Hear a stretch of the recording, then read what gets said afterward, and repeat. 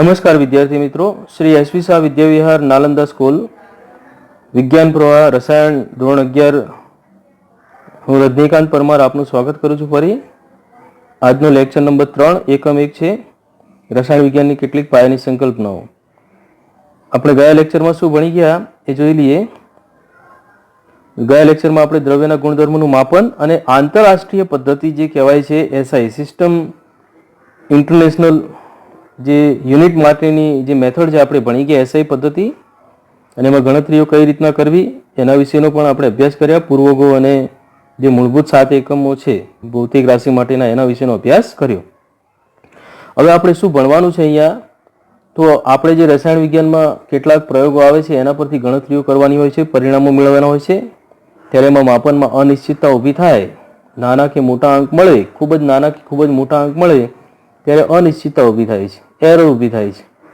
તો એરરને દૂર કરવા માટે કેટલીક મેથડ છે, ટેકનિક્સ કહેવાય છે, જેને આપણે વૈજ્ઞાનિક સંકેત કહીએ છીએ તેના નિયમો જોવાના છે. પછી અંકોને અર્થસૂચક રીતે રજૂ કરવા માટેના નિયમો છે જેને અર્થસૂચક અંક અને તેના નિયમો તરીકે ઓળખીશું. અને ત્રીજી મેથડ છે, ગણતરીઓ કરવી હોય ત્યારે એકમમાંથી બીજા એકમમાં, એક એકમમાંથી બીજા એકમમાં રૂપાંતર કરવું હોય ત્યારે પરિમાણાત્મક પૃથ્થકરણ એટલે કે એકમ અવયવ પદ્ધતિનો ઉપયોગ કરીએ છીએ, એના વિશેનો અભ્યાસ કરીશું. તો ચાલો આપણે જોઈ લઈએ હવે કે માપનમાં અનિશ્ચિતતા એટલે શું છે. રસાયણ વિજ્ઞાનમાં મિત્રો કેટલાક પ્રયોગો એવા હોય છે જેના પરિણામો ખૂબ જ નાના કે મોટા મળતા હોય છે, એટલે સંખ્યાઓ ખૂબ જ નાની કે મોટી મળતી હોય છે. હવે નાની સંખ્યાઓ મળે 0.000 ચાલ્યા જ કરે ને પછી એક અંક મળે, લગભગ 20-25 જીરો લાગી જાય 0 દશાંશ ચિહ્નના જમણી બાજુ, અને પછી આપણને સંખ્યા મળે તો એવી નાની સંખ્યાઓ શું કામની એની સાથે ગણતરીઓ કરવી, એનો ગુણાકાર ભાગાકાર કરવો હોય તો ખૂબ જ મુશ્કેલ બની જાય. એ રીતના મોટી સંખ્યાઓ મળે તો મોટી સંખ્યાઓના ગુણાકારો પણ આપણી માટે મુશ્કેલ બને છે.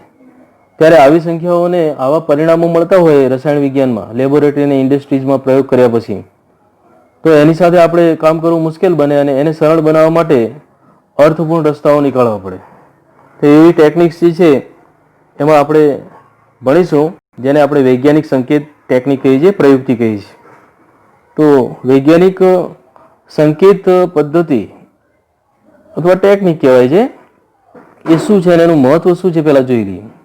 મિત્રો, આમ તો વૈજ્ઞાનિક સંકેત પદ્ધતિ એ જે ખૂબ જ નાની કે મોટી સંખ્યાઓ છે એને સરળ રીતે રજૂ કરવાની ટેકનિક છે, જેથી આપણે એને ગુણાકાર ભાગાકાર સરવાળા બાદબાકી કરી શકીએ, એના પર ગાણિતિક પ્રક્રિયાઓ કરી શકીએ, ગાણિતિક કારકોનો ઉપયોગ કરી શકીએ. એવી રીતે સંખ્યાને સરળ બનાવવામાં આવે છે. એના માટેની ટેકનિક એટલે વૈજ્ઞાનિક સંકેત ટેકનિક, પ્રયુક્તિ કહેવાય છે. તેની જરૂરિયાત શા માટે છે આપણે વાત કરી દીધી છે, છતાં આપણે વાત કરી દઈએ કે શા માટે મહત્વની છે. શા માટે મહત્વની છે? તો કેટલાક પરમાણુ અને અણુના અભ્યાસ માટે એ અણુ અને પરમાણુનો દળ અથવા તો એનો કે એનું જે આકાર મુજબ એના દળ જે રહેલું છે એના આકાર જે છે ખૂબ જ નાના હોય.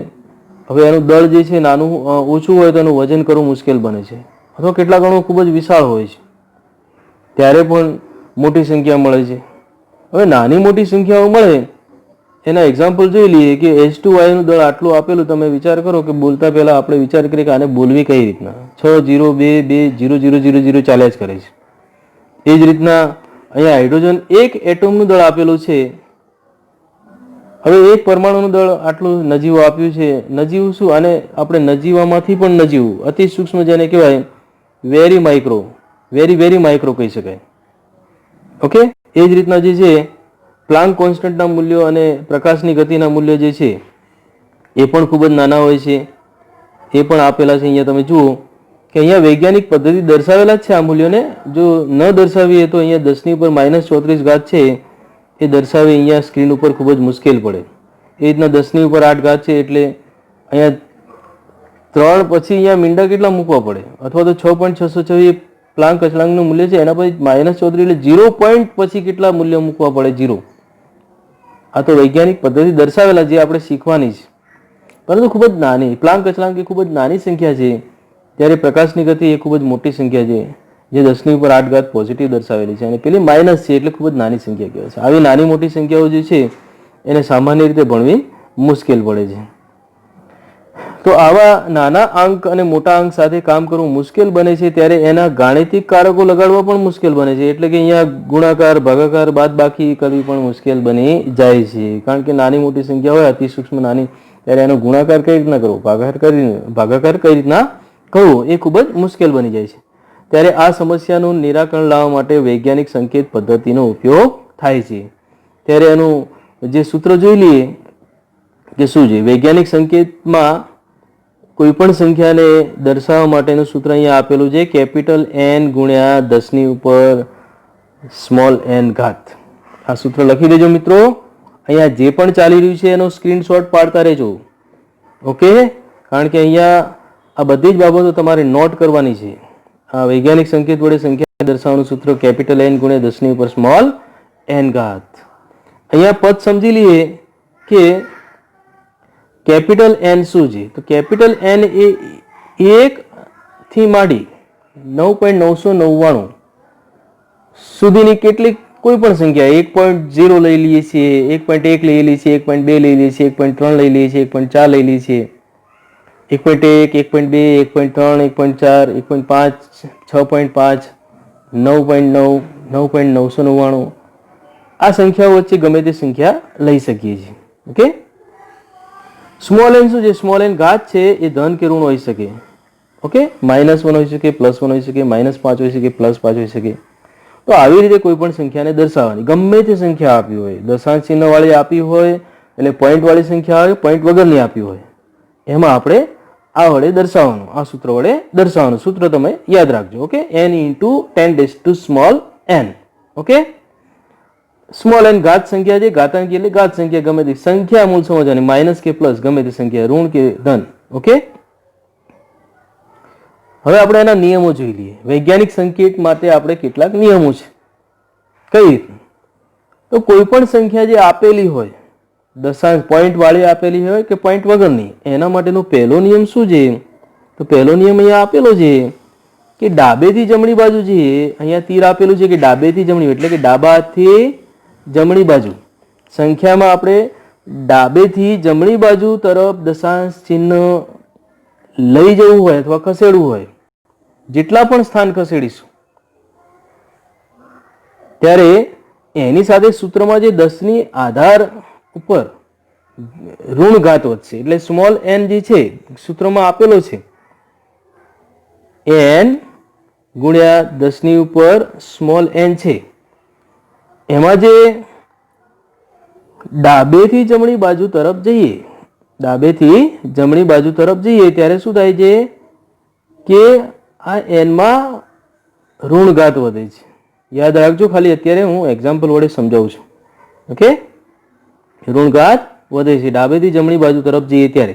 આટલું યાદ રાખજો કે ડાબેથી જમણી બાજુ તરફ જઈએ અથવા આપણે તીરને કઈ બાજુ લઈ જવાનું છે? પેપર ઉપર આ બાજુ લઈ જવાનું. જેટલા પણ સ્થાન ખસે, દશાંશ ચિહ્ન ડાબેથી જમણી બાજુ જેટલા પણ સ્થાન ખસે એટલું સૂત્રમાં સ્મોલ n ઋણ વધશે.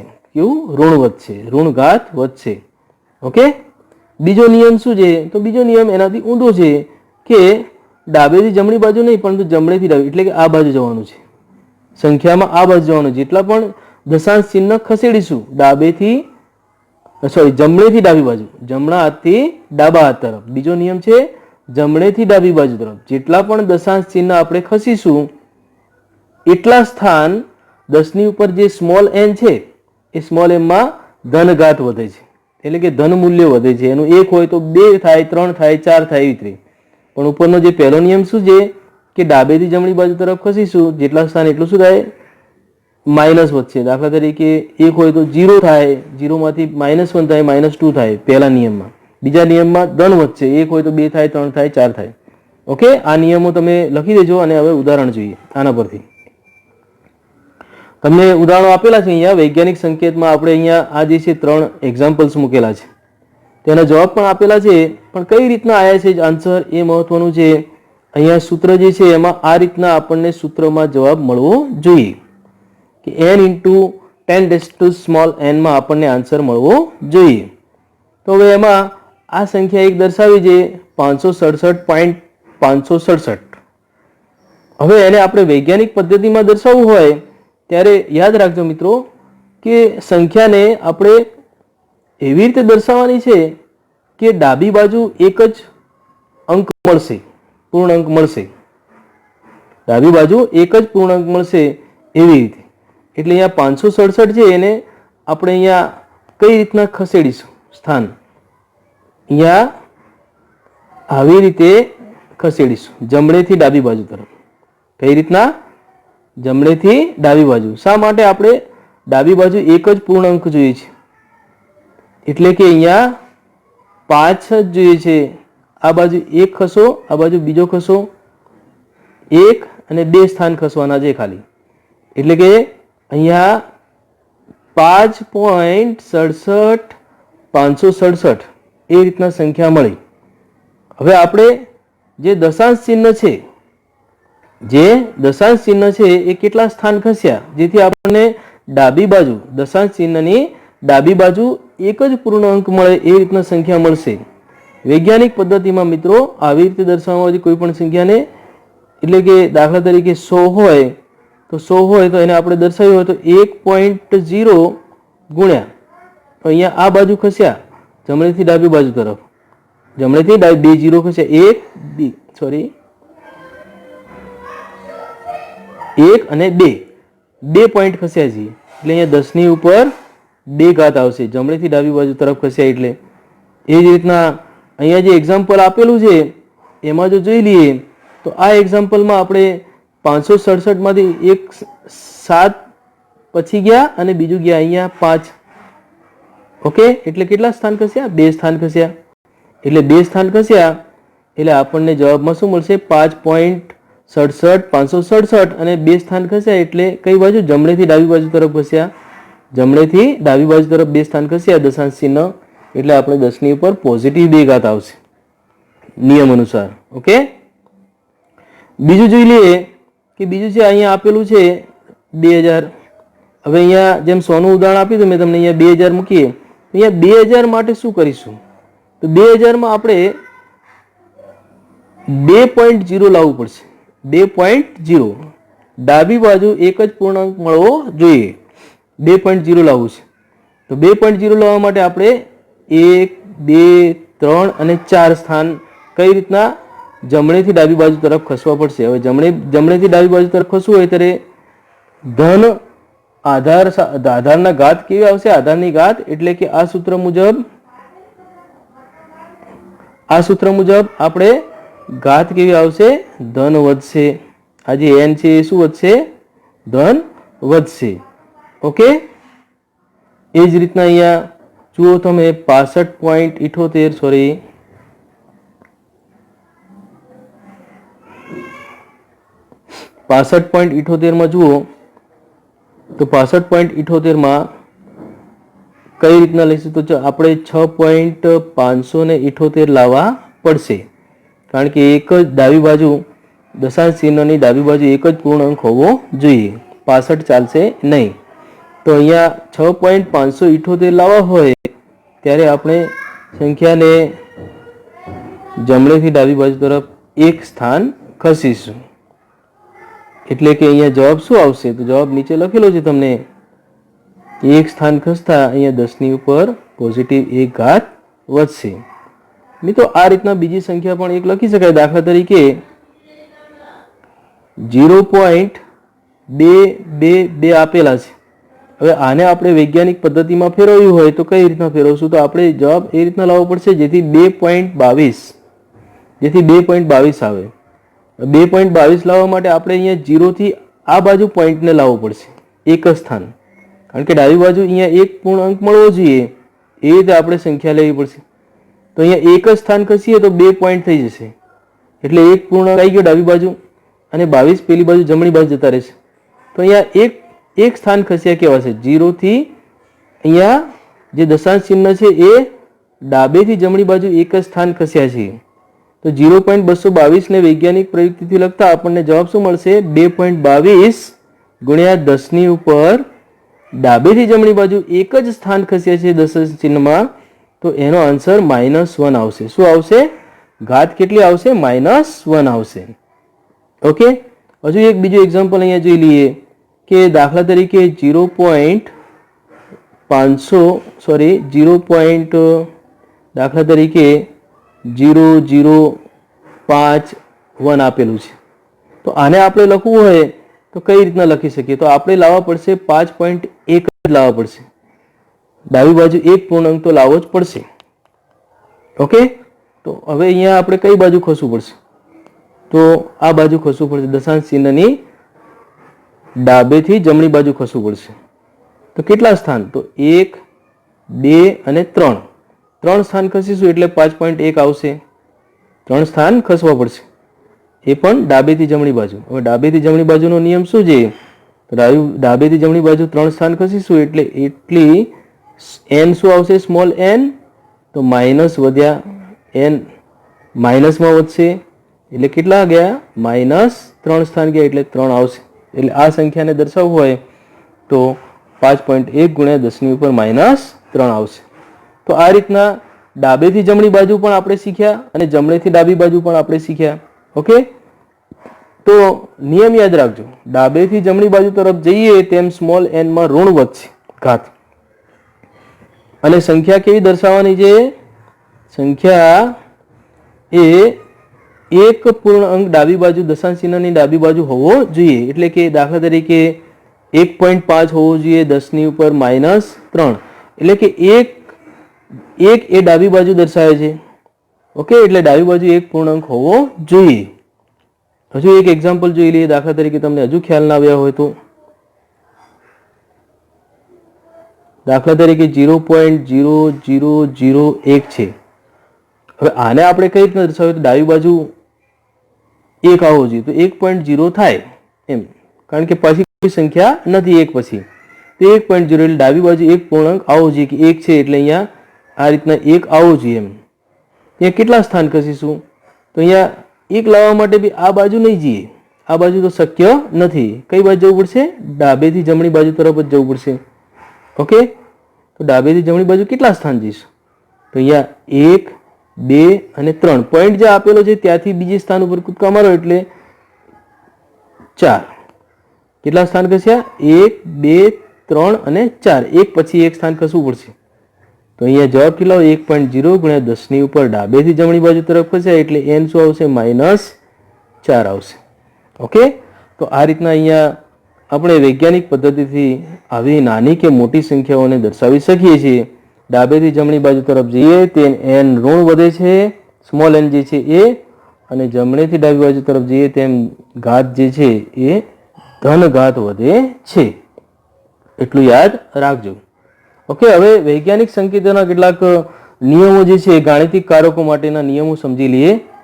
પહેલો તો છે ગુણાકાર અને ભાગાકાર માટેનો. હવે વૈજ્ઞાનિક સંકેતમાં જ્યારે આપણે કોઈ પણ સંખ્યાઓનો ગુણાકાર કે ભાગાકાર કરીએ છીએ ત્યારે એના નિયમો છે. એક સમય ઘાતાંકના નિયમો જે છે, ઘાતાંકીય નિયમો જે ગણિતમાં આવતા હતા એ રીતના જ લાગુ પડે છે. આધાર અને ઘાતના નિયમો હતા એવી રીતે અહીંયા લાગુ પાડવામાં આવે છે. તમને એક અહીંયા આપેલી છે રકમ, દેખો મિત્રો, આ રકમ આપેલી છે અને ગુણાકાર કરવાનો છે તમારે. તો ગુણાકાર કરવા માટે 3.5 ગુણ્યા 10 ની ઉપર 5 ઘાત ગુણ્યા 7.9 ગુણ્યા 10 ની ઉપર 6 ઘાત. હવે આ સંખ્યાનો, આ બે સંખ્યાઓનો ગુણાકાર દર્શાવવાનો છે, 1 અને આ 2. આ બે સંખ્યાઓનો ગુણાકાર તમારે કરવાનો છે. તો સામાન્ય રીતે 3.5 ગુણ્યા 7.9 હોય તો એનો ગુણાકાર શક્ય બને, પણ 10 ની ઘાતો આપેલી છે એનું શું કરવાનું? હવે કરવાનું શું છે આ સંખ્યાઓનો? તો એનો ગુણાકારનો નિયમ એવો છે કે જે સામાન્ય સંખ્યાઓ આપેલી છે પોઈન્ટ વાળી એનો ગુણાકાર અલગ દર્શાવવાનો અને 10 ની ઉપર ઘાત જે છે એના માટે અલગ કાઉન્સ કરવાનો. એટલે બીજા પદમાં તમને અહીંયા આપેલું છે, દેખો કે અહીંયા 3.5 ગુણ્યા 7.9 કરી દો એટલે કે આનો અને આનો ગુણાકાર અલગ દર્શાવો. બીજા કૌંસમાં બીજો ગુણાકાર દર્શાવો, બીજા કૌંસમાં ગુણાકાર બીજો દર્શાવો, આનો ગુણાકાર કરી નાખો.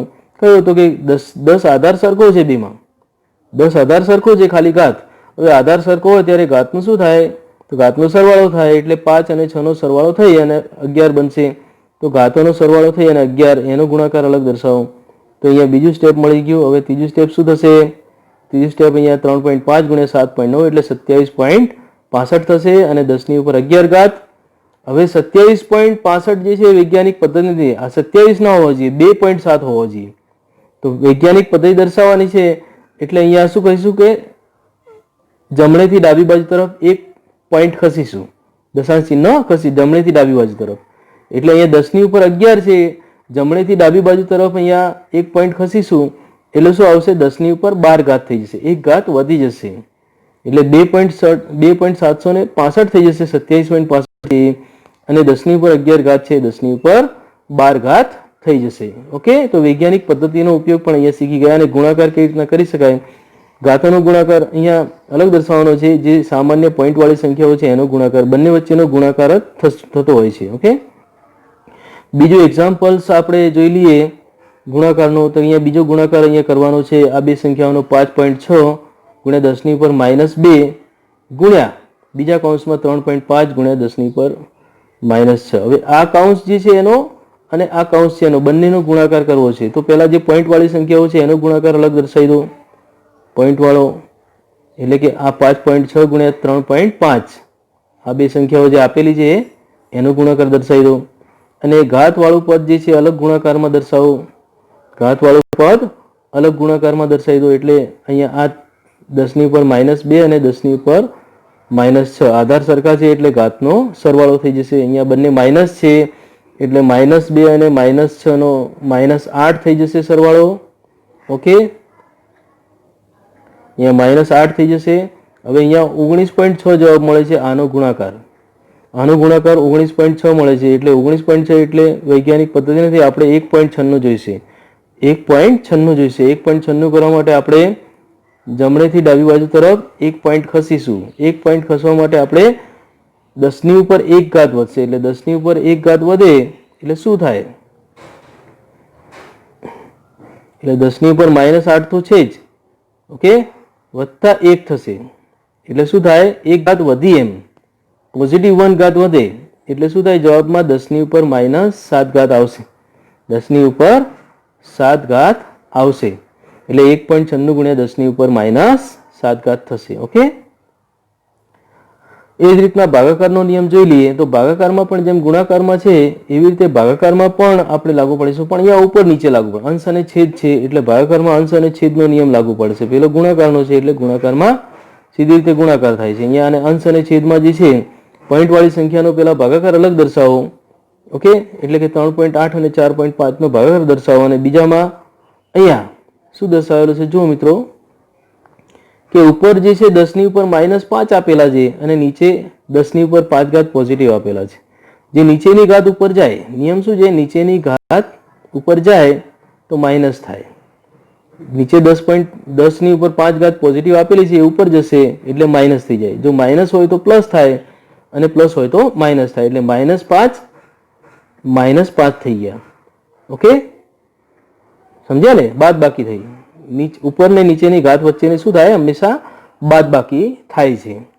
તો અહીંયા 10 ની ઉપર -5 -10 થઈ ગઈ. અને આનો ભાગાકાર કેટલો આવે છે? 0.844. હવે એ પણ વૈજ્ઞાનિક પદ્ધતિ નથી, કારણ કે એમાં એક ડાબી બાજુ પૂર્ણાંક હોવો જોઈએ, 0 નહીં ચાલે. 0.844 નહીં, પરંતુ 8.44 લાવવા પડશે.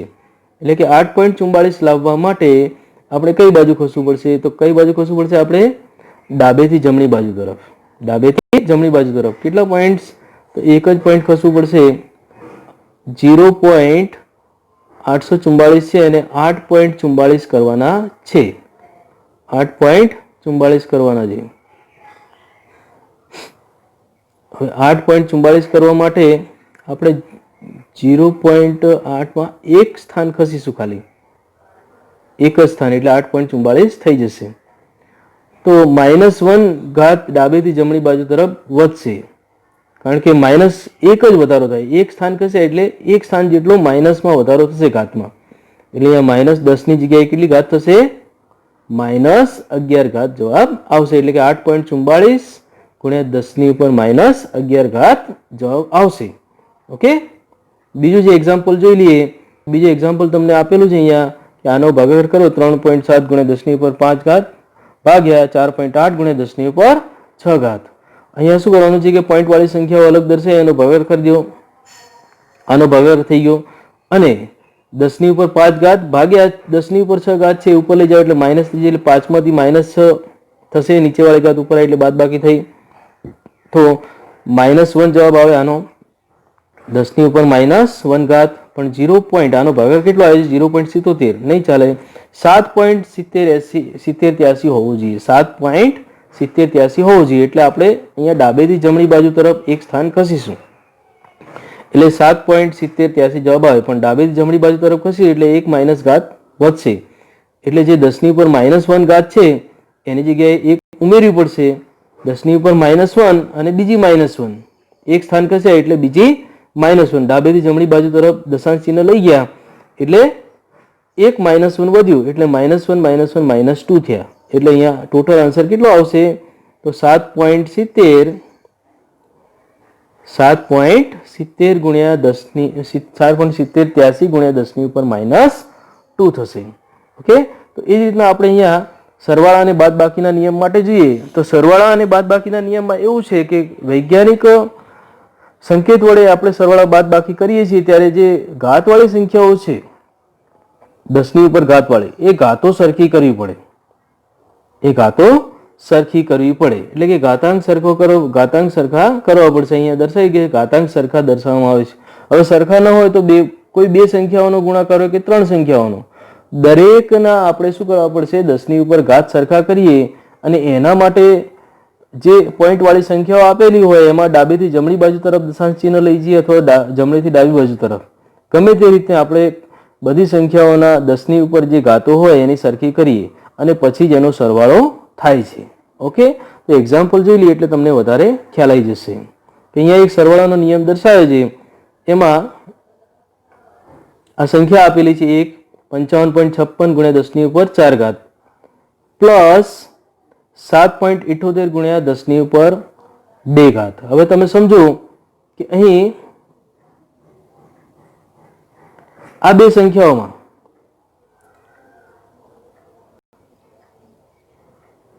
10 ની ઉપર 4 ઘાત છે અને 10 ની ઉપર 2 ઘાત છે. તો અહીંયા કાં તો 10 ની ઉપર 2 ઘાત હોવી જોઈએ બંનેમાં, કાં તો 4 ઘાત હોવી જોઈએ. સમજ્યા ને?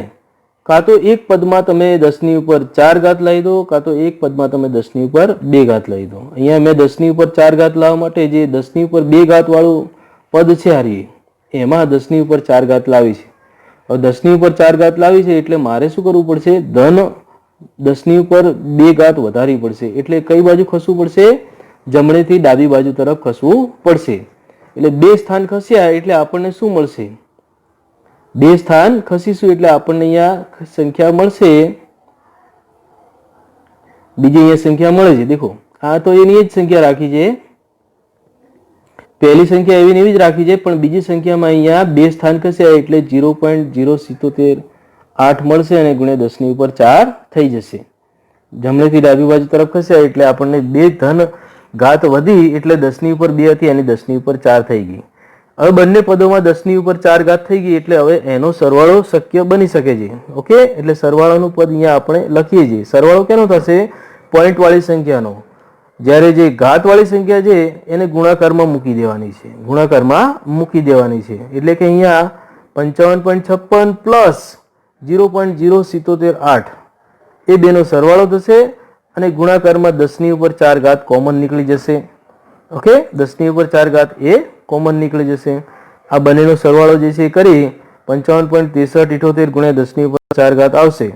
55.6378 ચાલશે નહીં, 5.5638 લાવવી પડશે. જમણી ડાબી બાજુ એક જ પૂર્ણ અંક હોવો જોઈએ વૈજ્ઞાનિક પદ્ધતિમાં. એટલે 5.5638 જવાબ લાવવા માટે આપણે એક દશાંશ સ્થળ જમણેથી ડાબી બાજુ તરફ ખસીશું.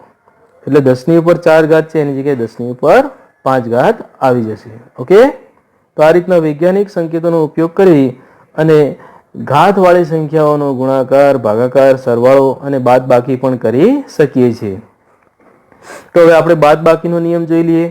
તો બાદબાકીમાં જેમ સરવાળો છે, સરવાળોમાં ઘાત સરખી કરવી પડે એ રીતે બાદબાકીમાં પણ ઘાત પહેલા સરખી કરી દેવાની, પછી જ એની બાદબાકી શક્ય બને છે. એટલે જે ઘાતવાળી સંખ્યા જે છે એનામાં જોઈએ અહીંયા, તો અહીંયા પણ દેખો તમે 10 ની ઉપર 3 ઘાત આપેલી છે અને 10 ની ઉપર 2 ઘાત. હવે આપણે શું કરીશું? અહીંયા આ એક્ઝામ્પલમાં જે 10 ની ઉપર 3 ઘાત છે એ રીતના આપણે સરખી કરીશું. જો જે 10 ની ઉપર 2 ઘાત વાળી સંખ્યા છે અને 10 ની ઉપર 3 ઘાત કરવી હોય ત્યારે આપણે 10 ની ઉપર 2 છે ને એમાં 1 ઉમેરવી પડશે એટલે 10 ની ઉપર 3 થાય +1 જેટલી ઘાત ઉમેરવી પડશે એટલે કઈ બાજુ ખસવું પડશે જમણેથી ડાબી બાજુ તરફ જમણેથી ડાબી બાજુ તરફ ખસીશું એટલે શું થશે 50.01 છે એની જગ્યાએ 5.001 થશે 5.001 થશે એટલે આપણને શું મળશે સંખ્યા નવી મળશે 5.001 ગુણ્યા 10 ની ઉપર 3 ઘાત અને આ તો 3 ઘાત વાળી સંખ્યા છે જ હવે શું કરીશું 10 ની ઉપર 3 ઘાત ને કોમન નીકાળો અને બંનેની બાદબાકી કરી દો સંખ્યાઓની આપણને જવાબ મળશે -35.159 ગુણ્યા 10 ની ઉપર 3 ઘાત માઇનસ હોય કે પ્લસ હોય નિયમ એનો જ રહેશે ડાબી બાજુ એક પૂર્ણાંક આવો જોઈએ 35 ચાલશે નહીં 3.5 લાવવા પડે એટલે 3.5 એટલે 3.5159 લાવવા પડશે ડાબી બાજુ 3 આવવા જોઈએ એના સિવાય 5 હોવો જોઈએ નહીં એટલે કે 35 હોવા જોઈએ નહીં 3.5159 સંખ્યા લાવવા માટે આપણે જમણેથી ડાબી બાજુ તરફ ખસીશું એટલે એક ધન ઘાત વધશે એટલે 10 ની ઉપર 3 ઘાત છે એની જગ્યાએ 10 ની ઉપર 4 ઘાત થઈ જશે એટલે 10 ની ઉપર 4 ઘાત આપણને આન્સર મળશે તો ટોટલ આન્સર અહીંયા આપણને મળે છે -3.5159 ગુણ્યા 10 ની ઉપર 4 ઘાત મળશે તો આ રીતના મિત્રો વૈજ્ઞાનિક સંકેત વડે ગાણિતિક કારકો જ્યારે નાની મોટી સંખ્યા હોય ઘાતવાળી તો એના પર લાગુ પાડી શકાય છે ગુણાકાર ભાગાકાર બાદબાકી અને સરવાળા શક્ય બને છે ઓકે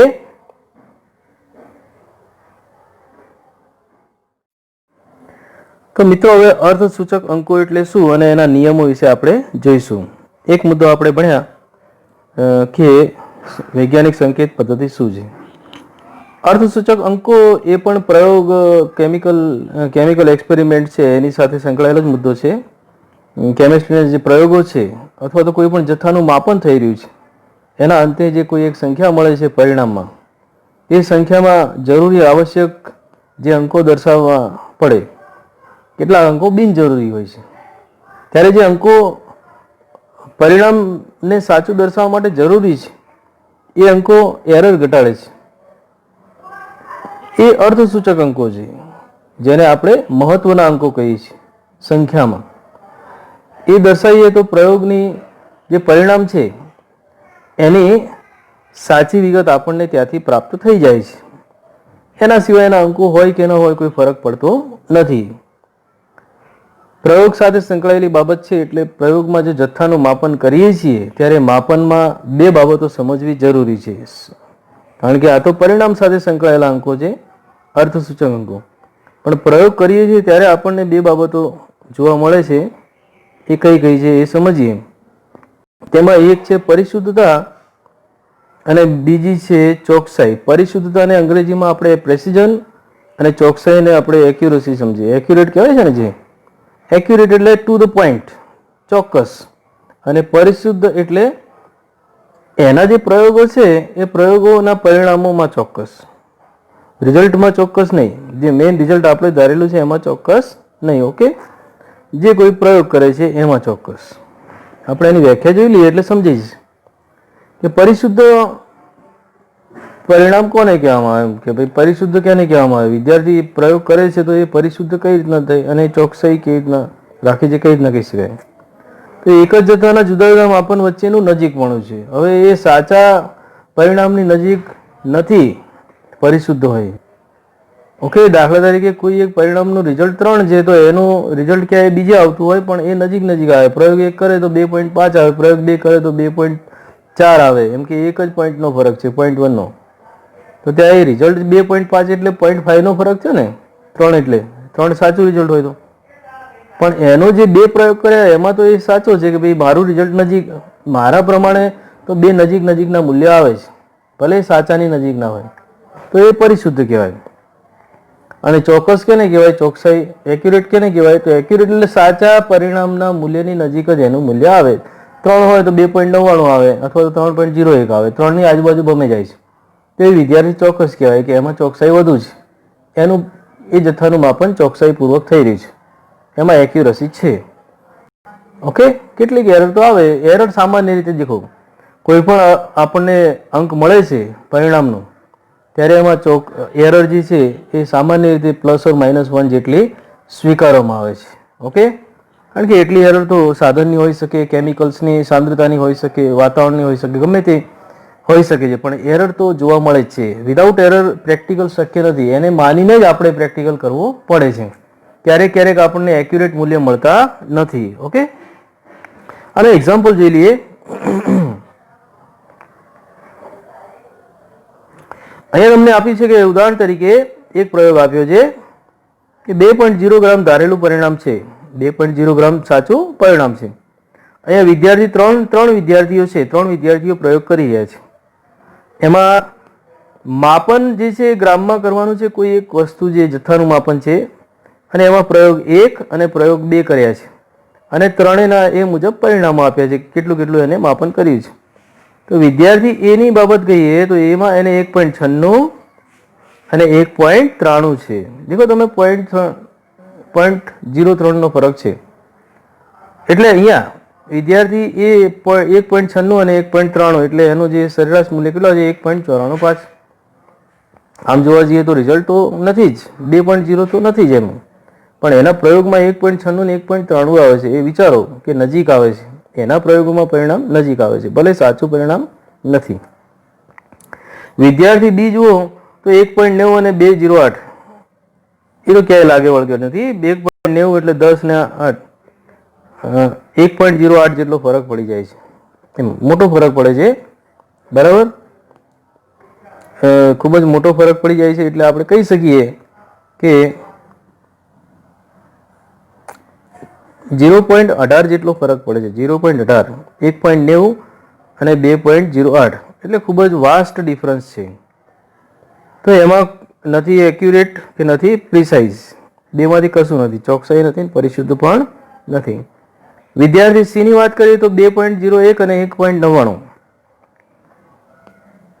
હવે આમાં વિદ્યાર્થી સી ના મૂલ્ય જે છે એનો એવરેજ દેખો તો એવરેજ 2.0 મળે છે, જે સાચા પરિણામની બિલકુલ નજીક છે. અને એના મૂલ્યો પણ એવું દર્શાવે છે કે સાચા મૂલ્યની નજીક જ ફરી રહ્યો છે. ત્યારે આમાં ત્રણેય વિદ્યાર્થીઓના આપણે અવલોકન કરીએ તો પરિણામ શું આવશે કે વિદ્યાર્થી એ પરિશુદ્ધ છે, પરંતુ ચોક્કસ નથી એના પરિણામમાં. ઓકે, વિદ્યાર્થી બી ની વાત કરીએ તો બંનેમાં કંઈ નથી એમ. અને વિદ્યાર્થી સી એ બંને પરિશુદ્ધ અને ચોક્કસ પણ છે. એમાં પરિશુદ્ધતા છે અને ચોકસાઈ પણ છે. સાચા મૂલ્યની નજીક એના મૂલ્યો આવે છે, અને પરિશુદ્ધતા એટલે કે એના મૂલ્યોમાં જુઓ તો 2.01 એટલે 0.02 જેટલો જ ડિફરન્સ છે. પરિશુદ્ધ છે અને ચોક્કસ પણ છે, એવું કહી શકાય છે. ઓકે, તો આ રીતના પ્રયોગોમાં ક્યારેક ક્યારેક પરિશુદ્ધતા અને ચોકસાઈનું ધ્યાન રાખવામાં આવે છે, જેથી એરર ઘટાડી શકાય છે, અને આપણને છેલ્લે જે પરિણામ મળે છે એ સાચા પરિણામની નજીક આપણને પ્રયોગ મળતો હોય છે.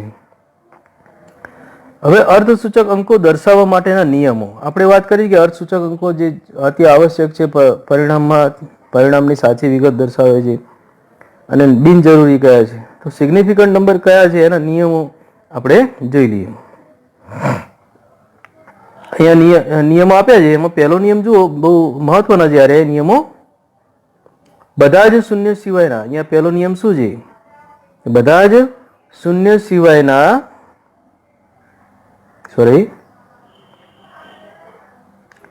બધા જ શૂન્ય સિવાયના અંક અર્થસૂચક છે.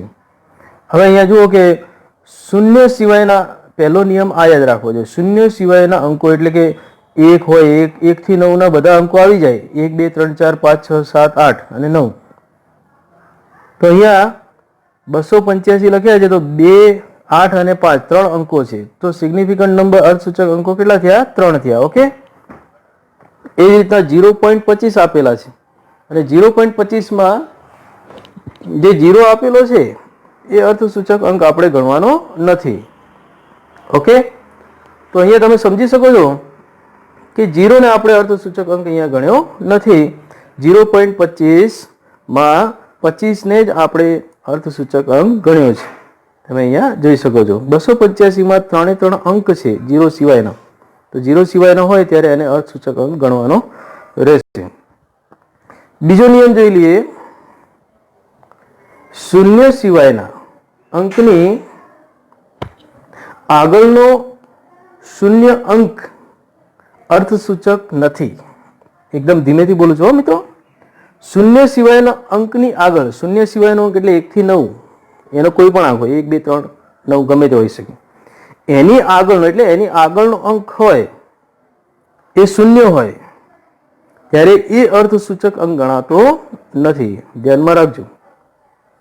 ઓકે, અહીંયા એ માત્ર દશાંશ ચિહ્નનું સ્થાન જ દર્શાવે છે. દશાંશ ચિહ્નનું સ્થાન જ દર્શાવે છે. તમે એક્ઝામ્પલમાં જોઈ શકો છો 0.03.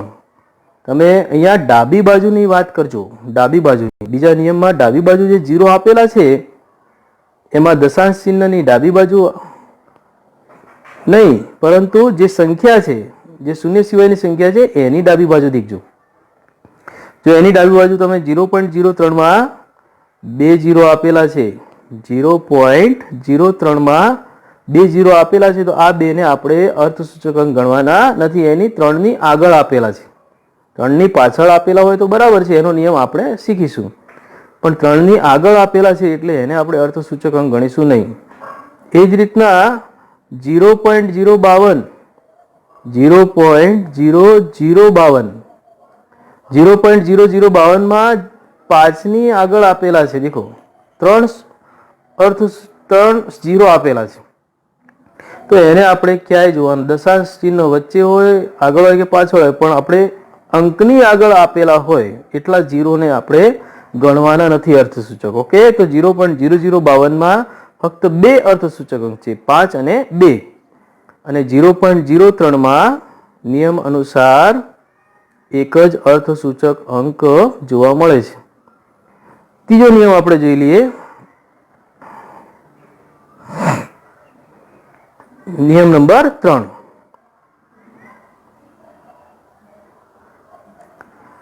અહીંયા શૂન્ય સિવાયના 2 અંકોની વચ્ચેના શૂન્ય અંકો અર્થસૂચક છે. હવે આ પ્રોટેક્ટેડ વસ્તુ, 0 પ્રોટેક્ટ થઈ ગયો. કઈ રીતના?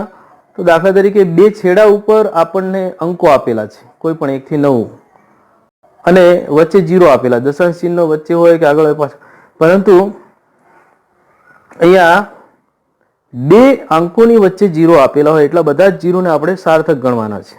તો અહીંયા દાખલા તરીકે તમને આપેલું છે 2.005.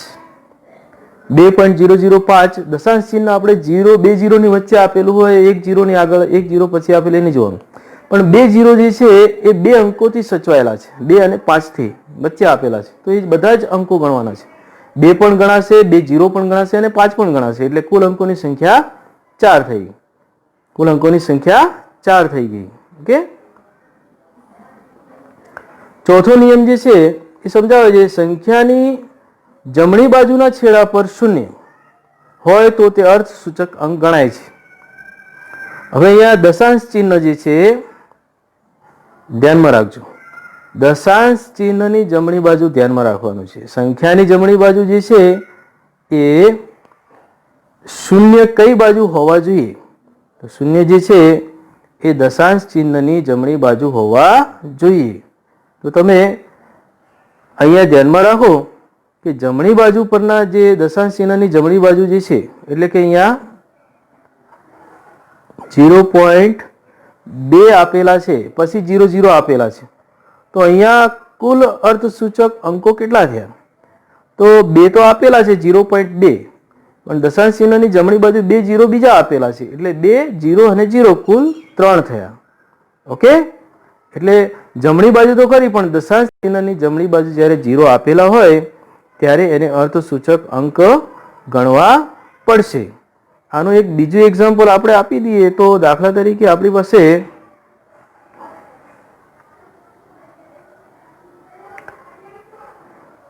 અહીંયા 18.00 આપેલા છે. તો મિત્રો આમાં જે છે તમે જોઈ શકો છો કે અહીં 18 પોઈન્ટ પછી 0 0 એટલે જમણી બાજુ દશાંશ ચિહ્નની જમણી બાજુ 0 0 આપેલા છે. મિત્રો અહીંયા આ 2 0 છે એ દશાંશ ચિહ્નની જમણી બાજુ હોવાથી અહીંયા આ એ અર્થસૂચક ગણાશે, એટલે કે કુલ અંકોની સંખ્યા કેટલી થશે? તો 18 તો ખરી જ. 1, 8, 0 અને 0 4 અર્થસૂચક અંકો થશે. એવી રીતે આ નિયમને આપણે સમજવાનો છે. ઓકે, બીજું એક ઉદાહરણમાં આપી દઈએ. દાખલા તરીકે 1 મિનિટ 0.005. હવે આમાં અર્થસૂચક અંકોની સંખ્યા કેટલી થાય છે? અહીંયા દશાંશ ચિહ્નની જમણી બાજુ 0 આપેલા છે એને જ ગણવાના, ડાબી બાજુ 0 આપેલા છે એને ગણવાના નથી. એટલે અહીંયા દશાંશ ચિહ્નની જમણી બાજુ કુલ 2 0 આપેલા છે એ અને 5 કુલ 3 અર્થસૂચક અંકો થશે. ઓકે, સમજી ગયા મિત્રો? દશાંશ ચિહ્નની જમણી બાજુએ આપેલા હોય, કાં તો એ 0 દશાંશ ચિહ્નને અડીને આપેલો હોય, કાં તો કોઈ અંકની પછી આપેલો હોય, બંને રીતે એને ગણી શકાય. અહીંયા દાખલા તરીકે આમાં આ રીતના આપેલું હોય તો પણ શું થાય? કુલ અંકોની અર્થસૂચક અંકોની સંખ્યા એક વધી જાય, 4 થઈ જાય. જમણી બાજુ 0 આપેલા છે એટલે આપણે ગણવું પડે કે અહીંયા આ સંખ્યામાં કુલ અર્થસૂચક અંકોની સંખ્યા 4 થાય. ઓકે, તો આ રીતના આપણે સમજીશું. નેક્સ્ટ જે નિયમ જે છે, નિયમ નંબર એમાં ચોથામાં જ આગળ વધીએ. એવું ખૂબ જ ધીરે ધીરે સમજાવું છું તમને, એટલે ખ્યાલ આવી જશે કે ચોથા નિયમમાં જ જે 0 ની વાત ચાલતી હતી કે જમણી બાજુ દશાંશ ચિહ્નની જમણી બાજુ હોવા જોઈએ, એમને એમ જો જમણી બાજુ 0 હોય તો નહીં ચાલે. ઓકે, જો દશાંશ ચિહ્ન ના આપેલો હોય અને જમણી બાજુ 0 આપેલા હોય તો એને અર્ધસૂચક ગણવાના નથી. આને પણ આપણે સમજી લઈએ એટલે તમને ખ્યાલ આવી જશે.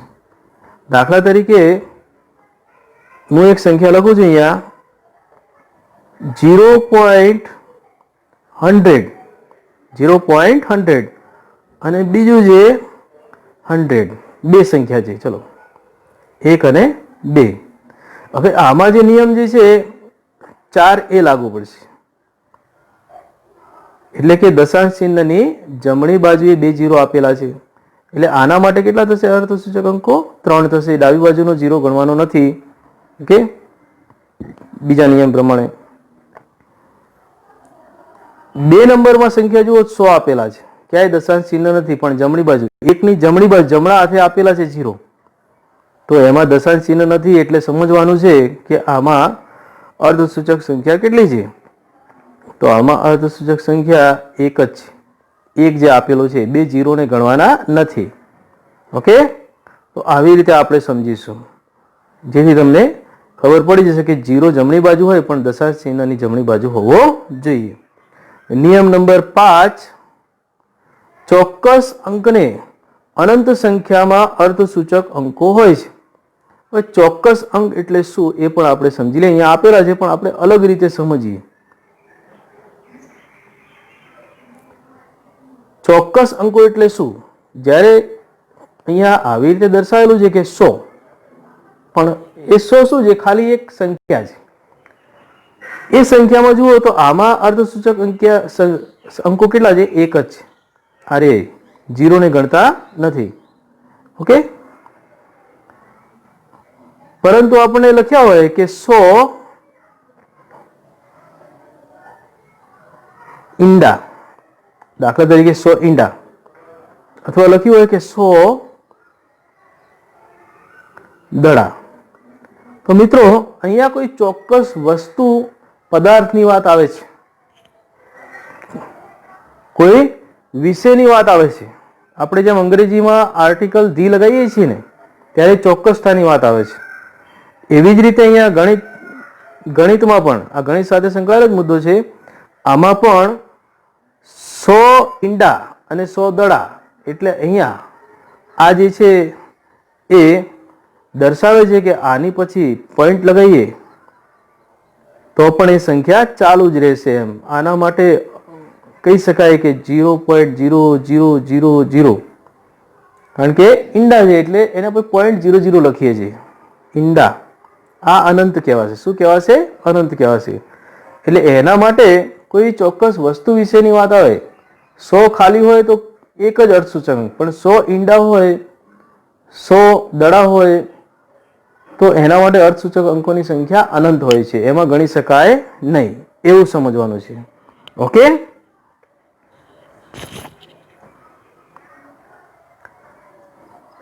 હવે આના પછીનો નિયમ જે છે એ સમજી લઈએ. છઠ્ઠો નિયમ, જ્યારે વૈજ્ઞાનિક પદ્ધતિથી લખવામાં આવે છે ત્યારે ઘાત જે છે 10 ની ઉપર ઘાત એને તો નીકાળી જ દેવાની છે, અને પછી જે નિયમ મુજબ સંખ્યા થતી હોય એને જ આપણે અર્થસૂચક અંકો ગણવાના છે. તમને વૈજ્ઞાનિક સંકેત મુજબ અહીંયા સંખ્યા લખેલી છે, તો એમાં જોઈએ તો અહીંયા 5.81 ગુણ્યા 10 ની ઉપર 3 ઘાત સંખ્યા આપેલી છે. વૈજ્ઞાનિક સંકેત વડે લખેલી સંખ્યામાં 10 ની ઉપર ઘાત વાળી સંખ્યા છે એને નિગ્લેક્ટ કરો, અને બાકીનો નિયમ પ્રમાણે 5, 8 અને 1 3 સંખ્યા આપેલી છે અર્થસૂચક. એ જ રીતના નીચે બીજું એક્ઝામ્પલ છે, એમાં શું છે, બીજું એક્ઝામ્પલ આપેલું છે, એમાં 5.256 ગુણ્યા 10 ની ઉપર -4, માઇનસ ઘાત હોય કે પ્લસ ઘાત એ બધાને નીકાળી દો, ખાલી આંક એમાં કેટલા અર્થસૂચક અંકો છે એને ધ્યાનમાં લેવાના છે. ઉપરના જે નિયમો 5 એ 5 જે કીધા એ અહીંયા આ સંખ્યામાં તો લાગુ પડશે જ, અહીંયા આ સંખ્યામાં તો લાગુ પડશે જ, એ તમારે સમજવાનું. 0 કઈ બાજુ લાગે છે એ ધ્યાનમાં રાખવાનું. અહીંયા 0 નથી એટલે વાંધો નથી, 5.256 એટલે 4 અર્થસૂચક અંકો થશે. ઓકે, તો આ રીતના અહીંયા અર્થસૂચક અંકોના નિયમો તમે જાણી ગયા. આ જે છે એ અંકોને સાર્થક રીતે કઈ રીતના દર્શાવવા, કયા અંકોને દર્શાવવા, કયા અંકો પ્રયોગ ઉપર અસર કરે છે, પ્રયોગના પરિણામ ઉપર અસર કરે છે, પ્રયોગના પરિણામને સાચું દર્શાવી શકે છે, ચોક્કસ દર્શાવી શકે છે, એની અહીંયા વાત આપણે કરી. ઓકે,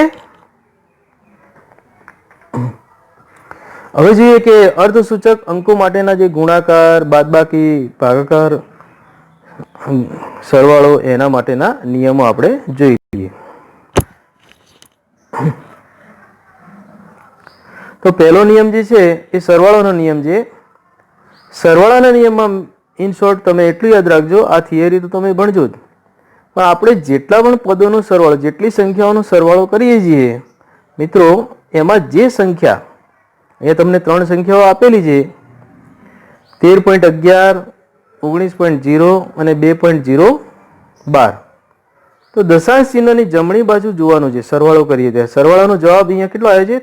34.122 આવે છે.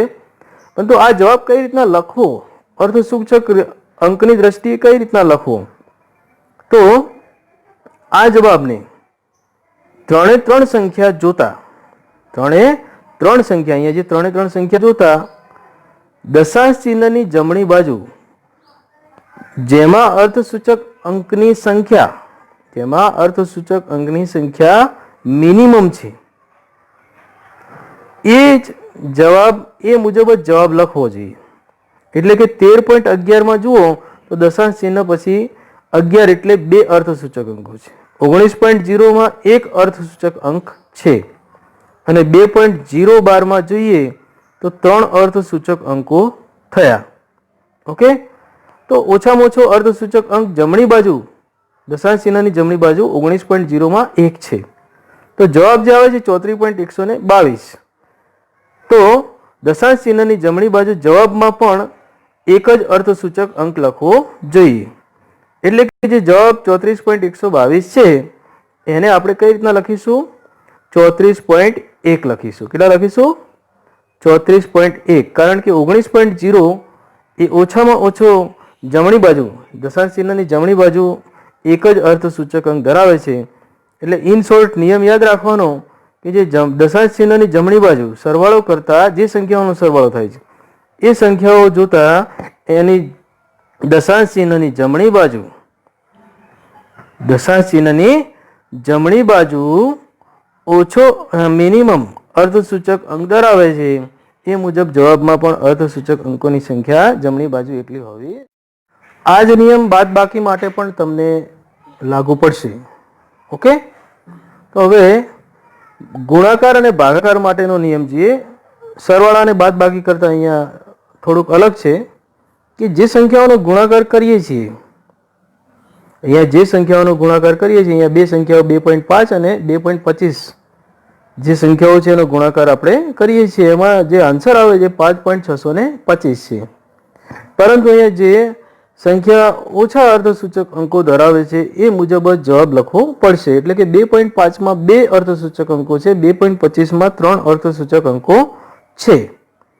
તો આપણે આન્સર જે ગુણાકારનો છે એ 5.625 આવે છે, પરંતુ આપણે આન્સરને ખાલી 5.6 જ લખીશું, કારણ કે 2.5માં ઓછા અર્ધસૂચક અંકો છે. એટલે અહીંયા બંનેમાં એક તો નિયમ જાળવી રાખ્યો છે કે પેલામાં દશાંશ ચિહ્નની જમણી બાજુ ઓછો અર્ધસૂચક અંક હોવો જોઈએ, અહીંયા આખી સંખ્યામાં જોતા અર્ધસૂચક અંક ઓછો હોવો જોઈએ. એ રીતના અહીંયા આન્સર લખેલો છે. ભાગાકારમાં પણ આ જ નિયમ અહીંયા લાગુ પડશે. ઓકે, તો આ રીતના અહીંયા આપણે અર્ધસૂચક અંકોને કઈ રીતના દર્શાવવા એના નિયમો જોયા. હવે આપણે અહીંયા પરિણામોની સીમિતતા લિમિટિંગ કરીએ છીએ અથવા રાઉન્ડિંગ ઓફ કરીએ છીએ. એટલે કે પરિણામો જ્યારે ખૂબ જ સંખ્યા લાંબી આવતી હોય ત્યારે એ પ્રયોગના પરિણામોને સંખ્યાને ટૂંકામાં ટૂંકી કઈ રીતના દર્શાવવી એના માટેના નિયમો છે, અથવા રાઉન્ડિંગ ઓફ એટલે નિયર ટુ રાઉન્ડ ફિગરમાં દર્શાવી છે. નિયર ટુ રાઉન્ડ ફિગર એટલે કે 9.56 હોય, 9.56 હોય તો આપણે 10ની નજીક હોય તો 10 લઈ જઈએ છીએ, 20ની નજીક હોય તો 20 લઈ જઈએ છીએ, 30ની નજીક હોય તો 30 લઈએ છીએ. તો એને કહેવાય આપણે રાઉન્ડ ફિગર સંખ્યા કહેવાય. અને લિમિટિંગ એટલે કે સંખ્યાને થોડીક નાની બનાવી દેવી. એટલે શું છે કે એરર ઓછી આવે, આપણે સંખ્યાને એક્યુરેટ દર્શાવી શકીએ, એમ ચોક્કસ દર્શાવી શકીએ, કારણ કે ગણતરી ખૂબ જ સરળ બની જાય છે. ઓકે, તો એના માટેના કેટલાક નિયમો છે જે કદાચ તમે અગાઉના ધોરણોમાં ગણિતમાં શીખી ગયા હશો, તો ફરીથી એકવાર આપણે જોઈ લઈએ. તો એમાં નિયમો જે છે કે સીમિત અથવા તો સન્નિકટન કરવા માટેના નિયમો. એમાં પહેલો નિયમ જે છે એ આપણે વાંચીએ તો જમણી બાજુનો સૌથી છેલ્લો આંક જે પણ સંખ્યા હોય એમાં જમણી બાજુ જોવાનું છે, એનો છેલ્લો આંક 5 કરતાં વધારે હોય. જો 5 કરતાં વધારે હોય, બરાબર, 5 કરતાં વધુ હોવો જોઈએ, 5 ન હોવો જોઈએ, 5 કરતાં વધુ હોવો જોઈએ. એ નિયમ છે, એ તમે સમજો કે પહેલા નિયમમાં અહીંયા 1.386 તો જમણી બાજુ જોવાનું છે. એ પોઈન્ટ કે નથી દેખવાનું, પણ આપણે જમણી બાજુ જ દેખવાનું છે. દશાંશ ચિહ્નની જમણી બાજુ અહીંયા ગયા છીએ ત્યારે આપણે છેલ્લો આંક જુઓ તો કે ભાઈ અહીંયા કયો છે? 6 છે, જે 5 થી વધુ છે. 6 એ 5 થી વધુ છે એટલે આગળનો અંક જે છે એમાં 1 વધારી દેવાનો. આગળનો અંક કયો છે? એમાં 8 છે, તો 8માં 1 વધારી દેવાનો. 5 કરતાં ઉપર સંખ્યા હોય છેલ્લી, તો એનાથી આગળનો એક અંક 8 છે, તો એમાં એક સંખ્યા વધારી અને જવાબ શું આવશે? 1.386 ની જગ્યાએ 1.39 લખી દેવાનો.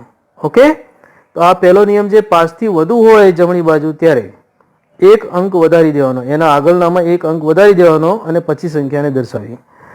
જો 5 કરતાં ઓછો હોય તો એ સંખ્યા છેલ્લી જે છે એ દૂર કરી દેવામાં આવે છે અને આગળના અંકમાં કોઈ ફેરફાર થતો નથી. નિયમ દેખો બીજો, 5 કરતાં ઓછી હોય, 5 નહીં પણ 5 કરતાં નાની હોય, 4, 3, 2, 1, 0, તો એમાં શું કરવાનું છે? એ સંખ્યા છેલ્લી દૂર જ કરી દેવાની અને એના આગળના અંકમાં કોઈ ફેરફાર કરવાનો નથી. અહીંયા તમે જોઈ શકો છો કે બીજા નિયમમાં જે 5 કરતાં ઓછી સંખ્યા છે 4.334, એમાં 4 છે છેલ્લો, તો 4 જે છે એ ડિલીટ કરી દેવાનો છે અને 33 એમના એમ રાખવાના છે, એટલે 4.33 થશે. 4.334 ની જગ્યાએ 4.33 લખવાનું. 4 જે છે છેલ્લી એ 5 કરતાં ઓછી છે, એટલે આપણે આગળ જે 3 આપેલા છે એમાં પણ કોઈ વધઘટ કરતા નથી, એની જ રાખીએ છીએ અને 4 ને ડિલીટ કરી અને 4.33 લખી દઈએ છીએ. ઓકે, ત્રીજો નિયમ જોઈ લઈએ આપણે. હવે એક્ઝેક્ટ 5 છે, ઉપરના બે નિયમો તો 5 કરતાં વધારે અને 5 કરતાં ઓછી, પણ ત્રીજા અને ચોથા નિયમમાં 5 હોય ત્યારે શું કરવાનું? તો ત્રીજા નિયમમાં શું છે? તો ત્રીજા નિયમમાં જો જમણી બાજુનો છેલ્લો આંક 5 હોય અને તેની પહેલાનો અંક બેકી હોય, જો 5 હોય અને એની પહેલાનો અંક બેકી હોય તો 5 ને દૂર કરતા આગળના અંકમાં કોઈ ફેરફાર થતો નથી. બરાબર છે? એ ધ્યાનમાં રાખવાનું છે કે 5 હોય અને 5 ને દૂર કરવાથી શું ફરક પડે છે? તો 5 હોય અને આગળ બેકી હોય ત્યારે જો 5 ને દૂર કરીએ તો કોઈ ફેરફાર થતો નથી. અહીંયા ધ્યાનમાં રાખો કે એક્ઝામ્પલ આપીશ એટલે વધારે ખબર પડશે તમને કે અહીંયા એક સંખ્યા આપેલી છે, સોરી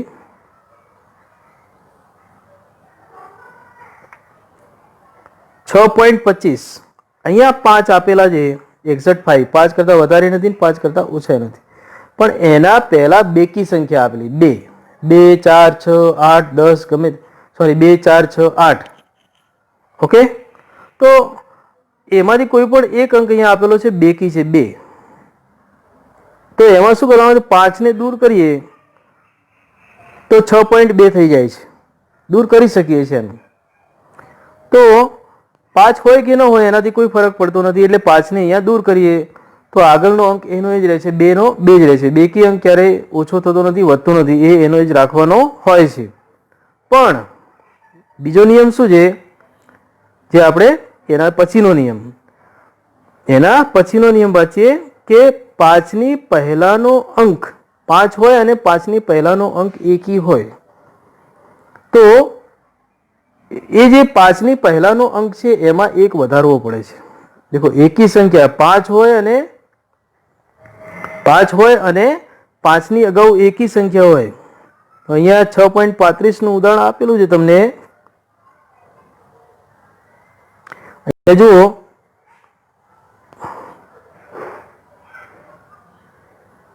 6.35 આપેલા છે, 5 પહેલા 3 છે, એકી સંખ્યા છે 3, તો 5 ને દૂર કરી અને 3 ની જગ્યાએ 4 લખી દીધા છે. જો બેકી હોય તો 5 ને દૂર કર્યા પછી 2 જ રાખીએ છીએ. ઓકે, 6.2 થઈ ગયા 6.25 ના, એટલે એમાં કોઈ ફરક પડ્યો નથી, પણ 5 દૂર થયા છે. પણ અહીંયા 5 પહેલા એકી સંખ્યા હોય તો 5 ને દૂર કરીએ અને એના પહેલાના અંકમાં 1 ઉમેરવો પડે છે. તો આ નિયમ અનુસાર અહીંયા સંખ્યા શું કરવામાં આવે છે? મોટામાંથી નાની બનાવવામાં આવે છે, લિમિટિંગ કરી દેવામાં આવે છે. ક્યારેક ક્યારેક 10 20 30 ની નજીક લઈ જઈએ તો એને રાઉન્ડિંગ ઓફ પણ કહીએ છીએ. તો આવી રીતે રાઉન્ડિંગ ઓફ અને લિમિટિંગના નિયમો આપણે સમજી ગયા. તમારે આ ધ્યાનથી જોવાના પણ છે, સ્ક્રીનશોટ લઈ અને લખવાના પણ છે બધા જ નિયમો, જે તમારે સાયન્ટિફિક રૂલ્સ છે, વૈજ્ઞાનિક સંકેત, અર્થસૂચક અંક અને ગાણિતિક ક્રિયાઓ જે છે એમાં લિમિટિંગ અને આ જે રાઉન્ડિંગ ઓફના નિયમો છે એ પણ તમારે લખવાના રહેશે. હવે જે બીજા નિયમો જે છે એ પ્રયોગ સાથે સંકળાયેલા છે, એમાં જે એક્ઝામ્પલ્સમાં એકમ રૂપાંતર છે એના સાથે સંકળાયેલો આ નિયમ છે પરિમાણાત્મક પૃથ્થકરણ અથવા તો એકમ અવયવ કહેવાય છે. અહીંયા જ્યારે એકમ એકમાંથી બીજો બદલાય છે, દાખલા તરીકે મીટર હોય તો એમાંથી સેન્ટીમીટર કરવું હોય, સેન્ટીમીટરમાંથી મીટર કરવું હોય, લીટરમાંથી મીટર ક્યુબ જ્યારે કદ માપવું હોય. ઓકે, જ્યારે આપણે સમય માપતા હોઈએ, દિવસ, કલાક, દિવસમાં, કલાકમાં, મિનિટમાં, સેકન્ડમાં, એકબીજામાં રૂપાંતર કરીએ છીએ ત્યારે આ એકમ અવયવ પદ્ધતિ એ કામ લાગતી હોય છે, અને એ જોઈ લઈએ આપણે. અને અલગ અલગ નામો છે, એકમ અવયવ પદ્ધતિ, અવયવ ચિહ્નિત પદ્ધતિ અથવા તો પરિમાણાત્મક પૃથ્થકરણ પણ કહેવામાં આવે છે. ઓકે, તો અહીંયા એના એક્ઝામ્પલ જોઈશું એટલે તમને ખ્યાલ આવશે કે કઈ રીતના એને લાગુ પાડવામાં આવે છે. તો ઉદાહરણ જોઈ લઈએ. અહીંયા એક્ઝામ્પલ આપેલો છે કે 5 ઇંચ ધાતુના ટુકડાની લંબાઈ સેન્ટીમીટરમાં કેટલી થશે?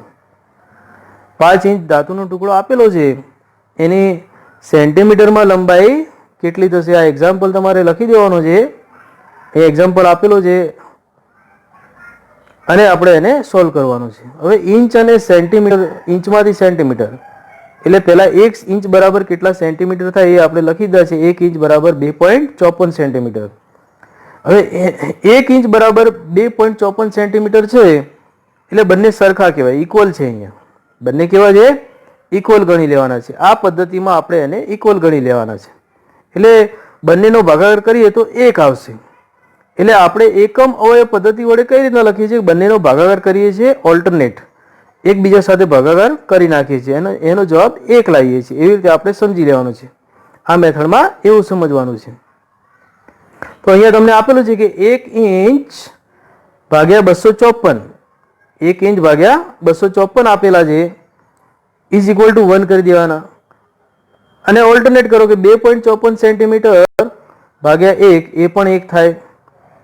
હવે આપણે અહીંયા બેનો ભાગાકાર 1 સમજી લીધો અને બે પદ મળ્યા, 1 ઇંચ ભાગ્યા 2.54 મળ્યા એના બરાબર પણ એક આવે છે, અને 2.54 સેન્ટીમીટર ભાગ્યા ઇંચ એના બરાબર પણ એક જ આવે છે. તો આ અવયવ થઈ ગયો આપણો એકમ અવયવ. હવે આ બે એકમ અવયવ છે એને આપણે 5 ઇંચ છે એની સાથે ગુણાકાર કરી દેવાનો છે. આ બે એકમ અવયવમાંથી કોઈ એક એકમ અવયવ આપણે 5 સાથે ગુણાકાર કરી. 5 શા માટે? કે 5 ઇંચનો છે એટલે આપણે એને સેન્ટીમીટરમાં દર્શાવવા છે. એટલે ઉપરના પદમાં સેન્ટીમીટર હોવું જોઈએ, કારણ કે આપણે સેન્ટીમીટર એકમ છે એટલે ઇંચ ભાગાકારમાં જાય તો 5 ઇંચ ભાગ્યા 1 ઇંચ એ આપણે ભાગાકાર હોય તો ઇંચ એકમ નીકળી જશે. તો એ અનુસાર અહીંયા કયું પદ એ 5 ઇંચ સાથે ગુણીશું.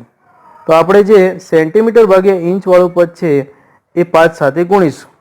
તો 5 ઇંચ ગુણ્યા 2.54 સેન્ટીમીટર ભાગ્યા 1 ઇંચ કરીશું. તો ઇંચ ઇંચ ઉડી જશે, અહીંયા ઇંચ ઇંચ ઉડી જશે અને 5 ગુણ્યા 2.54 સેન્ટીમીટર બચશે. એટલે આપણને 5 ગુણ્યા 2.54 બરાબર 12.70 સેન્ટીમીટર જવાબ મળે છે. એટલે કે ઇંચનું સેન્ટીમીટરમાં કન્વર્ઝન થઈ ગયું. અહીંયા એકમ કન્વર્ઝનનો નિયમ અહીંયા લાગુ પડેલો છે એ આપણે સમજીએ છીએ. ઓકે, તો અહીંયા શું આપણે કર્યું છે કે જે બે સંબંધો છે, બે યુનિટ, બે એકમોના સંબંધ છે ઇંચ અને સેન્ટીમીટર, એ બંનેનો ભાગાકાર આપણે એક સમજી લેવાનો છે એમ. અને એ જે ભાગાકાર કરીએ છીએ એનો જવાબ એક આવે છે. એ જે ભાગાકાર છે એને એકમ અવયવ કહીએ છીએ. યોગ્ય એકમ મેળવવા માટે યોગ્ય એકમ અવયવ ઈચ્છિત જવાબ મેળવવો છે. આપણે જે એકમમાં જવાબ માગ્યો છે એ એકમમાં જવાબ મેળવવા માટે એ એકમ અવયવ સાથે આપણે આપેલી સંખ્યાને ગુણી દેવાની છે. એટલે આપણને શું મળી જશે? એ એકમમાં જવાબ મળી જશે જે એકમમાં આપણને માગ્યો છે. ઓકે, બીજું એક એક્ઝામ્પલ જોઈ લઈએ. એક જગમાં 3 લીટર દૂધ છે. એક જગમાં 3 લીટર દૂધ, એટલે સંખ્યા કેટલી છે? 3 જગ્યા લીટરમાં, અને દૂધ આપણે કદમાં ગણવાનું છે મીટર ક્યુબમાં. એટલે કે અહીંયા લીટરનું મીટર ક્યુબમાં કન્વર્ઝન કરવાનું થાય છે. તો સૌથી આપણે પહેલા એક સંબંધ છે કે સેન્ટીમીટરમાંથી મીટરમાં જવું, એ પણ દાખલો છે અહીંયા એ રીતના ગણેલો છે. તો એ રીતના ગણીશું, પુસ્તકમાં પણ એ રીતના આપેલો છે એટલે સમજી જવાય કે 1 લીટરનો સંબંધ કેટલો છે સેન્ટીમીટર ક્યુબ સાથે. સેન્ટીમીટર ક્યુબનો પછી સંબંધ આપણે નીકાળી શકીએ છીએ. देखो 1 लीटर बराबर मित्रों આપણે અગાઉ કદના સંબંધમાં જોઈ ગયા છે. તમે અગાઉનું લેક્ચર જોશો કદ માટે, ત્યારે એની વ્યાખ્યા અનુસાર આપણે સમજી ગયા છીએ કે 1 લીટર બરાબર 1000 સેન્ટીમીટર ક્યુબ થાય છે. અને બીજો સંબંધ કયો છે? 1 મીટર બરાબર 100 સેન્ટીમીટર થાય. આ બંને સંબંધનો ઉપયોગ કરી શકીએ કારણ કે સેન્ટીમીટરમાંથી મીટરમાં લઈ જઈ શકાય છે. એટલે આપણે શું કરીએ, સેમી ક્યુબ છે, ઓકે, સેમી ક્યુબ એકમ સુધી આ જે સંબંધ છે મીટર અને સેન્ટીમીટરનો, એને સેમી ક્યુબ સુધી લઈ જઈએ. 1 લીટર છે તો 3 લીટર બરાબર શું થાય? 1 લીટર બરાબર 1000 સેમી ક્યુબ થાય, તો 3 લીટર બરાબર 3000 સેમી ક્યુબ થઈ જાય. ઓકે, તો એ આ જે 3000 સેમી ક્યુબ મળશે એને આપણે સીધું એકમ અવયવ સાથે ગુણી દઈશું. મીટર અને સેન્ટીમીટર ક્યુબ કરીને જે એકમ અવયવ મળશે એની સાથે. તો અહીંયા 1 મીટર બરાબર 100 સેન્ટીમીટર છે તો આપણને બીજું શું મળશે? તો અહીંયા એકમ અવયવ અહીંયા પ્રાપ્ત થશે. એકમ અવયવ કયો પ્રાપ્ત થયો? 1 મીટર બરાબર 100 સેન્ટીમીટર, એટલે બંને સરખા થાય એટલે બંનેનો ભાગાકાર કેવો થશે? 1 મીટર ભાગ્યા 100 સેન્ટીમીટર બરાબર 1 અને 100 સેન્ટીમીટર ભાગ્યા 1 મીટર બરાબર પણ 1 થશે. આપણે અહીંયા ઉપર સેન્ટીમીટર વાળો જે છે, ઉપર સેન્ટીમીટર જે છે એટલે કે આ જે છે એની જરૂર પડશે, કારણ કે આપણે સેવા આન્સર મીટર ક્યુબમાં, એટલે આ નહીં પરંતુ આ 1 મીટર અપોન 100 સેન્ટીમીટર એ એકમ અવયવની જરૂર પડશે, કારણ કે ઉપર મીટર વાળો એકમ આવવો જોઈએ, જેથી આપણે આનો ઘન કરીએ. નેક્સ્ટ પદમાં આનો ઘન કરેલો છે એટલે આપણને મીટર ક્યુબમાં આન્સર મળશે. દેખો તમે આનો અહીંયા ઘન કર્યો છે અને ઘન કરવાથી દરેકનો ઘન કરી દો. જે એકમ અવયવ સાથેનું પદ આપેલું છે દરેકનો ઘન કરી દેવાનો છે એટલે આપણને પદ મળશે 1 મીટર ક્યુબ. 1 મીટર ક્યુબ આનો ઘન કરી 10 ની ઉપર 6 ઘાત. 100 નો અહીંયા ઘન કરી દીધો છે એટલે 10 ની ઉપર 6 ઘાત. ઓકે, 100 ગુણ્યા 100 ગુણ્યા 100 એટલે 10 ની ઉપર 6 ઘાત semi cube is equal to 1. 1 નું ઘન 1 જ રહેશે, 1 નું ઘન 1 જ રહેશે અને 100 સેમી ક્યુબ 100 સેન્ટીમીટર નો ક્યુબ કરો તો 10 ની ઉપર 6 ઘાત સેમી ક્યુબ ભાગ્યા 1 મીટર ક્યુબ. હવે આ એકમ પદ મળી ગયું છે, એકમ અવયવનું પદ. તેમાં મીટર ક્યુબ વાળું જે પદ છે આનો ઉપયોગ આપણે કરીશું. જે ઈચ્છિત જવાબ મેળવવા માટે અહીંયા 3000 સેમી ક્યુબ દૂધ છે. 3 લીટર એટલે શું થાય? અહીંયા આ જે સંબંધ છે એ મુજબ 3000 સેમી ક્યુબ દૂધ થશે. એટલે આપણે અહીંયા 3 લીટર દૂધ બરાબર 3000 સેમી ક્યુબ થશે. એટલે 3 ગુણ્યા 1000 સેન્ટીમીટર ક્યુબ ગુણ્યા આ એકમ અવયવ લાગુ પાડ્યો છે. કયો? અરે સીધો આ એકમ અવયવ લાગુ પાડે છે. 1 મીટર ક્યુબ ભાગ્યા 10 ની ઉપર 6 ઘાત સેમી ક્યુબ આ એકમ અવયવ સાથે ગુણ્યા એટલે આપણને આન્સર જે છે એ સેન્ટીમીટર ક્યુબ ઉડી જશે અહીંયા કે સેમી ક્યુબ ડિલીટ થઈ જશે. આ ડિલીટ થઈ ગયા એટલે આપણને મીટર ક્યુબ બચશે એકમ. અને મીટર ક્યુબમાં પણ કેટલા? તો મીટર ક્યુબમાં પણ 1000 જે છે એને 10 ની ઉપર 6 ઘાત વડે ભાગી દઈએ એટલે આપણે 10 ની ઉપર 3 ઘાત ભાગાકારમાં બચશે. એટલે આપણને આન્સર શું મળશે? 3 ગુણ્યા 10 ની ઉપર -3 ઘાત મીટર ક્યુબ મળશે. ઓકે, તો આ રીતના અહીંયા 3 લીટર દૂધ માટે મીટર ક્યુબ એકમમાં કન્વર્ઝન કઈ રીતના થાય છે એ એકમ અવયવ પદ્ધતિ વડે આપણે જોયું. એ જ રીતના 3 દિવસ માટે સેકન્ડ ગણવાની છે. તો અહીંયા 3 તમે એકમ અવયવ ઉપજાવવા પડશે. એક દિવસ અને કલાક વચ્ચેનો, બીજો અવર અને મિનિટ વચ્ચેનો અને ત્રીજો મિનિટ અને સેકન્ડ વચ્ચેનો. અહીંયા 3 તમને અહીંયા દર્શાવેલા છે કે 3 દિવસની સેકન્ડ માટે દિવસથી સેકન્ડ સુધી લઈ જવા પડશે. અને એ રીતના અહીંયા 3 દિવસને કેની સાથે ગુણાકાર કરવા પડશે. તો અહીંયા જે એકમ અવયવ છે 3 સાથે કલાક ભાગ્યા દિવસનું છે, 60 મિનિટ ભાગ્યા 1 અવરનું છે અને 60 સેકન્ડ ભાગ્યા 1 મિનિટનું છે. આ ત્રણેયનો ગુણાકાર 3 દિવસ જે છે એની સાથે કરશો, આ એકમ અવયવ સાથે કરશું એટલે આપણને મળી જશે 3 દિવસ ગુણ્યા 24 કલાક ભાગ્યા 1 દિવસ ગુણ્યા 60 મિનિટ ભાગ્યા 1 કલાક ગુણ્યા 60 સેકન્ડ ભાગ્યા 1 મિનિટ. એટલે આ કયા એકમો ઉડી જશે? તો આ એકમો ઉડી ગયા, કલાક ઉડી ગયા છે અને મિનિટ ઉડી જશે. એટલે છેલ્લે આપણને શું બચશે? છેલ્લે આપણને ખાલી સેકન્ડ જ એકમ બચે છે. 3 ગુણ્યા 24 ગુણ્યા 60 સેકન્ડ બરાબર અહીંયા તમને મળશે 2,59,200 સેકન્ડ થાય 3 દિવસ માટે. ઓકે, તો આ રીતના જે છે એ એક દિવસ બરાબર 24 કલાક, 1 અવર બરાબર 60 મિનિટ, 1 મિનિટ બરાબર 60 સેકન્ડ. તો એક દિવસથી માંડી અને તમે 60 સેકન્ડ સુધીના જે એકમ અવયવો લખ્યા છે 3 એ ત્રણેય વડે 3 દિવસનો ગુણાકાર કરીશું એટલે આપણને લાસ્ટ આન્સર મળી જશે. તો અહીંયા એકમ અવયવ પદ્ધતિ ઇન શોર્ટ જે છે એ 2 એકમો છે, એ 2 એકમો વચ્ચેનો સંબંધ છે એનો ભાગાકાર કરી અને એને 1 બરાબર ધારી લેવાનું છે અને ઓલ્ટરનેટ આપણે એને ભાગાકાર કરીએ અને જે એકમ જોઈએ છે એ એકમ આપણે ઉપર રાખવાનો છે અને જે નથી જોઈતો એ એકમ આપણે છેદમાં રાખવાનો છે. એને આપણે ઉડાડવાનો છે એટલા માટે એ છેદમાં રાખવાનો. અને એ રીતના આપણે છેદમાં હોય તો અંશનો અને છેદનો એકમ ઉડી જાય છે, જેથી આપણને જે એકમ ઈચ્છિત છે એ અંશમાં હોય તો એ એકમ બચે છે. એટલે એ અનુસાર આપણને આન્સર મળે છે.